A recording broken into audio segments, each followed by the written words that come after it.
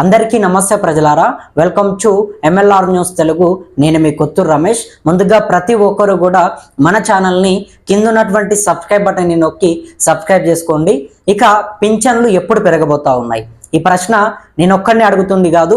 తెలంగాణ రాష్ట్ర వ్యాప్తంగా ఉన్నటువంటి వృద్ధులు కానీ, ఒంటరి మహిళలు కానీ, గీతా కార్మికులు కానీ, బీడీ కార్మికులు కానీ, చేనేత కార్మికులు కానీ ప్రతి ఒక్కరు కూడా, వీళ్ళందరితో పాటుగా ప్రధానంగా దివ్యాంగులు, వీళ్ళందరూ కూడా ఆసరా పింఛన్లని ఎప్పుడు పెంచుతారు, ఇచ్చినటువంటి మాటని ఎప్పుడు నెరవేరుస్తారు అని చెప్పేసి కాంగ్రెస్ పార్టీకి, తెలంగాణ ప్రభుత్వానికి సూటిగా ప్రశ్నించే ప్రయత్నం చేస్తూ ఉన్నారు.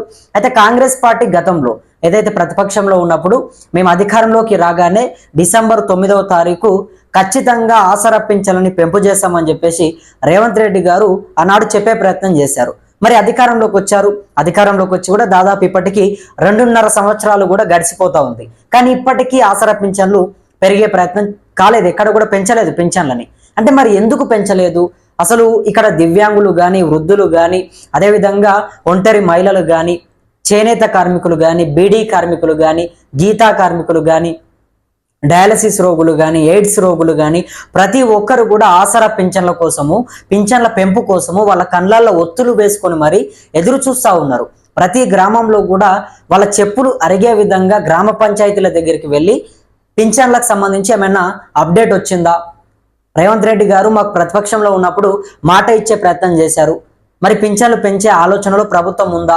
ఈ మధ్యలో ఏమైనా మాట్లాడారా అని చెప్పి చాలా మంది కూడా, వృద్ధులు, ఒంటరి మహిళలు, వీళ్ళంతా కూడా ప్రభుత్వం పైన ఇప్పటికీ కూడా నమ్మకం కోల్పోకుండా, ఇప్పటికీ సైతం నమ్మకం పెట్టుకొని పింఛన్లు పెంచుతారు కావచ్చు అని చెప్పేసి ఎదురు చూస్తూ ఉన్నారు. కానీ మరి ప్రభుత్వం మాత్రం కనీసం వాళ్లకు పింఛన్లు పెంచుతామనో లేకపోతే పెంచమనో ఒక క్లారిటీగా అధికారిక ప్రకటన చేసి ఏది కూడా చెప్పే ప్రయత్నం చేయట్లేదు. అంటే మరి ఎందుకు ఈ రకంగా వృద్ధులతోని, ఒంటరి మహిళలతోని, అదేవిధంగా దివ్యాంగులతోని, వీళ్ళందరితోని కూడా ప్రభుత్వం ఎందుకు ఆడుకుంటా ఉంది? ఎందుకంటే కాంగ్రెస్ పార్టీ ప్రతిపక్షంలో ఉన్నప్పుడు ఈ మాట చెప్పింది. సో కాంగ్రెస్ పార్టీ వాళ్ళ అధికారంలోకి వచ్చిందంటే ఎవరైతే వృద్ధులు కానీ, ఒంటరి మహిళలు కానీ, బీడీ కార్మికులు, చేనేత కార్మికులు, గీతా కార్మికులు, వీళ్ళందరూ కూడా, పింఛన్దారులు అందరూ కూడా కాంగ్రెస్ పార్టీ కనుక అధికారంలోకి వస్తే మన బ్రతుకులు మారుతాయి కావచ్చు, పింఛన్లు పెరుగుతాయి కావచ్చు.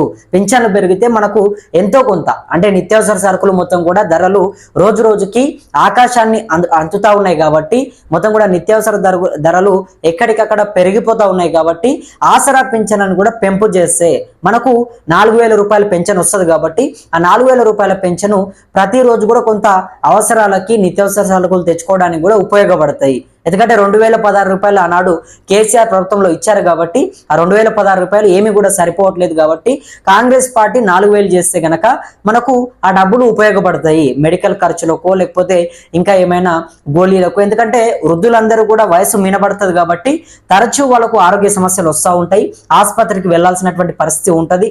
అదేవిధంగా మెడికల్స్కి వెళ్ళి ప్రతిరోజు కూడా వాళ్ళు గోళీలు తెచ్చుకోవడము, టానిక్స్ తెచ్చుకొని వేసుకునే ప్రయత్నం చేస్తారు. సో ఇవాళ చాలా మంది కూడా వృద్ధులందరూ తెలంగాణలో వాళ్ళ బిడ్డల పైన, కొడుకుల పైన కూడా ఆధారపడలేనంతగా ఆసరా పింఛన్ల పైన ఆధారపడి బ్రతుకుతా ఉన్నారు. ఇది వాస్తవం ముమ్మటికి, ఎవరు అవునన్నా కాదన్నా ఇదే నిజం.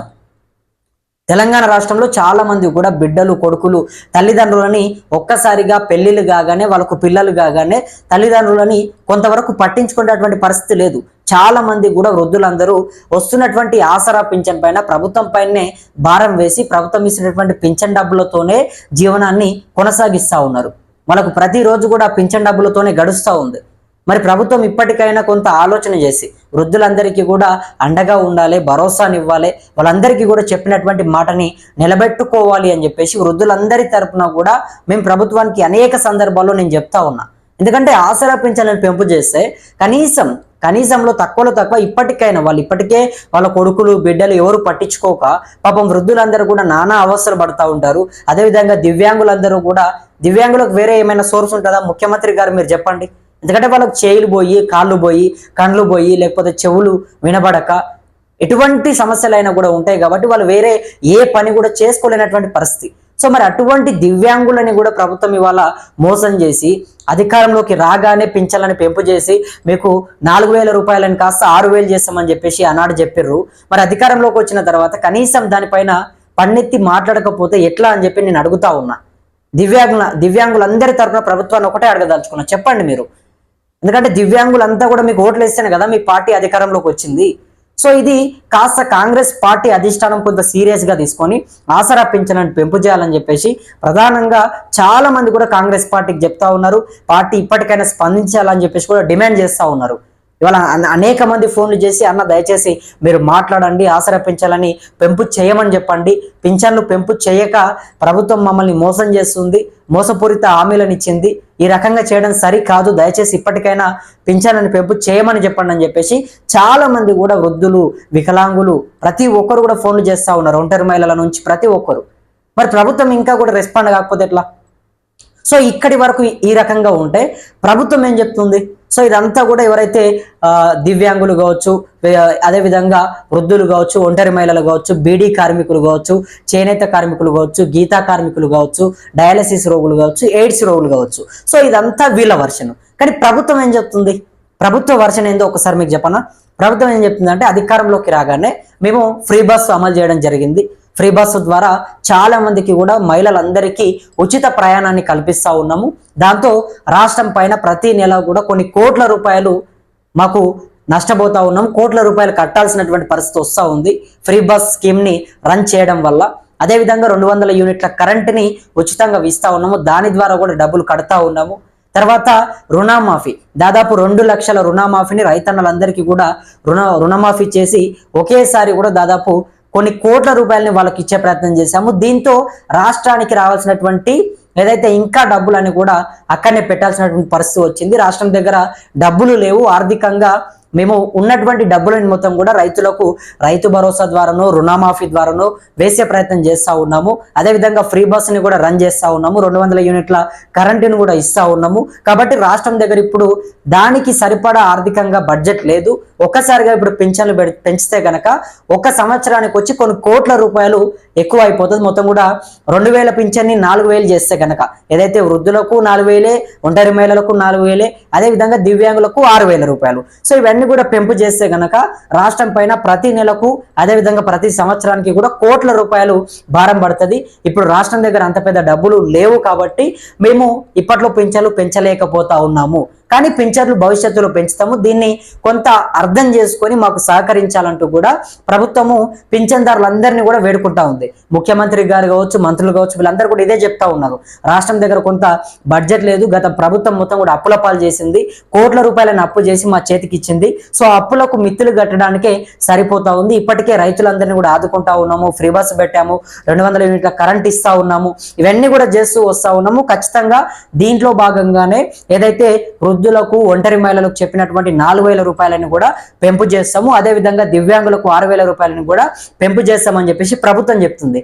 కానీ వృద్ధులందరూ కూడా అసలు ఓపిక నశించిపోయింది. వృద్ధులకు, ఒంటరి మహిళలకు, వీళ్ళందరికీ కూడా పింఛన్దారులందరికీ కూడా ప్రభుత్వం పైన ఉన్నటువంటి ఓపిక నశించిపోయి ప్రభుత్వం ఇప్పటికీ కూడా స్పందించకుండా ఇంకా కూడా ఇంకెన్నాళ్ళు చూడాలి అంటే మేము కూడా ఒక సంవత్సరం వరకు చూసాము, ఒక సంవత్సరం అవకాశం ఇచ్చాము, కానీ ఆ సంవత్సరం గడిచిపోయినా కూడా ఇంకా పెంచకపోతే మేము ఇంకా ఏం కావాలి, ఇంకా ఎన్ని రోజులు మేము ఎదురు చూడాలి అంటూ కూడా వాళ్ళు కొంత మండిపడతా ఉన్నారు, కొంత ఆగ్రహాన్ని వ్యక్తం చేస్తూ ఉన్నారు.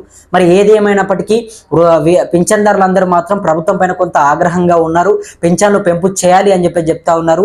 ఏదైతే వృద్ధులు కానీ, ఒంటరి మహిళలు కానీ, అదేవిధంగా దివ్యాంగులు కానీ ప్రతి ఒక్కరు కూడా పింఛన్ల పెంపు కోసం వాళ్ళ కండ్లలో ఒత్తులు వేసుకొని మరి ఎదురు చూస్తున్నటువంటి మాట మాత్రం ఖచ్చితంగా వాస్తవం. అది మరి ప్రభుత్వం ఇందులో ఎటువంటి నిర్ణయం తీసుకుంటుంది? ప్రభుత్వం మాత్రం మా దగ్గర బడ్జెట్ లేదు, కొంత అర్థం చేసుకోండి అంటూ కూడా ప్రభుత్వం అంటే అందరికీ కూడా కొంత నచ్చజెప్పే ప్రయత్నం చేస్తుంది. సో మరి ఇక్కడ ఎవరు వింటారు, ఏంటి, ఎటువంటి అంశాలు తెరపైకి రాబోతాయి పింఛన్లకు సంబంధించి ఇవన్నీ కూడా మాట్లాడుకుందాం. అదేవిధంగా మీ అభిప్రాయం ఏంటి? గతంలో బీఆర్ఎస్ పార్టీ ఉన్నప్పుడు 2016 రూపాయలు వృద్ధులకు, ఒంటరి మహిళలకు అదేవిధంగా వీళ్ళందరికీ కూడా ఇచ్చింది. అదేవిధంగా దివ్యాంగులకు దాదాపు 4000 రూపాయలు ఇచ్చింది. ఆనాడు బీఆర్ఎస్ పార్టీ సమయానికి పింఛన్లు ఇచ్చింది, ఇచ్చినటువంటి మాట ప్రకారమే ఇచ్చే ప్రయత్నం చేసింది. కానీ కాంగ్రెస్ పార్టీ మేనిఫెస్టోలో మాత్రం మా పార్టీ అధికారంలోకి వస్తే వృద్ధులకు 4000 ఇస్తాము, ఒంటరి మహిళలకు 4000 ఇస్తాము, బీడీ కార్మికులకు 4000 ఇస్తాము, చేనేత కార్మికులకు 4000 ఇస్తాము, గీతా కార్మికులకు 4000 ఇస్తాము, వీళ్ళందరికీ కూడా పింఛన్లు పెంపు చేసేసి ఆదుకుంటాము, వీళ్ళందరినీ కూడా కడుపులో పెట్టుకొని మంచిగా చూసుకుంటామని చెప్పి మేనిఫెస్టోలో పెట్టింది. కానీ వాళ్ళ అధికారంలోకి వచ్చిన తర్వాత 2.5 సంవత్సరాలైనా కూడా ఆ హామీకి కనీసం ప్రాతినిధ్యం లేకుండా పోయింది. దానికి ప్రధాన కారణమే రాష్ట్ర ప్రభుత్వం ఇప్పుడు అప్పుల్లో ఉందని చెప్పేసి చెప్తా చెప్తా ఉన్నారు. మరి దీనిపైన మీ అభిప్రాయం ఏంటి? కింద కమెంట్ బాక్స్ లో కమెంట్ చేసే ప్రయత్నం చేయండి. అదే విధంగా మీ గ్రామంలో ఎవరికైనా సమస్యలు ఉంటే, ఎవరైనా ఇబ్బందులు పెడతా ఉంటే, మీకు ఏమైనా కష్టాలు ఉంటే కింద వాట్సాప్ నంబర్కి ఒక వీడియో తీసి ఒక టెక్స్ట్ మెసేజ్ రాసి పెట్టే ప్రయత్నం చేయండి. తప్పకుండా మీ అందరి తరపున రాష్ట్ర ప్రభుత్వాన్ని, మీ అందరి గొంతు రాష్ట్ర ప్రభుత్వాన్ని ప్రశ్నించడానికి, నాయకులనైనా పాలకులనైనా అందరినీ కూడా అడగడానికి ఇక్కడ నేను సిద్ధంగా ఉంటాను. కాబట్టి ఏమైనా మీకు అన్యాయం జరిగితే మన దృష్టికి తీసుకొచ్చే ప్రయత్నం చేయండి. తప్పకుండా ప్రశ్నించే ప్రయత్నం చేద్దాం.